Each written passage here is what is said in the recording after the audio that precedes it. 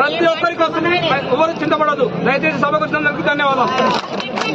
అదేవిధంగా ఎవరైనా దరఖాస్తు పెట్టుకుంటే ఎవరైనా ఈ లిస్ట్ లో పేరు రావాలంటే ఆ లిస్ట్ లో పేరు రావాలని కూడా పేర్లు పెట్టుకొని దరఖాస్తుదారుకు ప్రతి ఒక్కరు కూడా దరఖాస్తు పెట్టుకున్న ప్రతి ఒక్కరికి ఇల్లు వస్తుంది, రేషన్ కార్డు వస్తుంది. అదేవిధంగా ఆత్మీయ భరోసా కరువు 12,000 రూపాయలు వస్తుంది. వచ్చే వరకు కూడా మేము మీకోసం పోరాడతాం.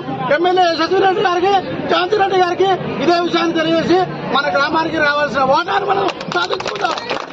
అదేవిధంగా టీఆర్ఎస్ పార్టీ నాయకుల ఏదైనా బల్బులు మీరు చూసారో మీరంతా కూడా వచ్చే రోజుల్లో వాళ్ళు తిప్పుకోవాల్సిన అవసరం ఉంది. వాళ్ళ బల్బులు తగ్గించాల్సిన అవసరం కూడా ఉందని నేను మళ్ళీ కోరుతా ఉన్నా. మీరు ఏ పథకాలు వచ్చే రోజుల్లో కూడా చాలా పథకాలు వస్తాయి. ప్రతి పథకాలు కూడా మీకు ఇచ్చేంత వరకు మేము తప్పకుండా పోరాటం చేస్తాం, మీకోసం మేము పనిచేస్తాం. అదేవిధంగా జై శాంతిరెడ్డి, జై కాంగ్రెస్, అది శైలేంద్రం గ్రామ సభ విజయవంతమైనందుకు మీ అందరికీ మిఠాయిలు పంచుతా ఉన్నాం, స్వీట్లు పంచుతా ఉన్నాం. అందరు కూడా తీసుకొని మీ ఇళ్లకి వెళ్ళండి.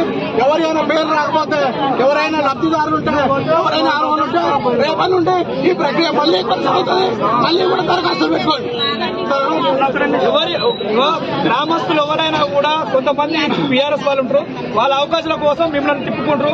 దయచేసి వాళ్ళ మాట నమ్మి వాళ్ళతో తిరగకండి. మీరు పథకాలు పోగొట్టుకోండి. మరీ చెప్తున్నా, ఈ పథకాలు అందరికి వస్తాయి, గ్రామస్తులకు అందరికి వస్తాయి. మేము మహిళలు ఏం మేము తీసుకో అందరు ప్రజల కోసం చేస్తాం. తప్పకుండా మన కాంగ్రెస్ పార్టీ రానున్న ఎలక్షన్స్ లో కూడా గెలిపారు. మీరు అన్ని పథకాలు మీకు చేసి పెడతాం. మేము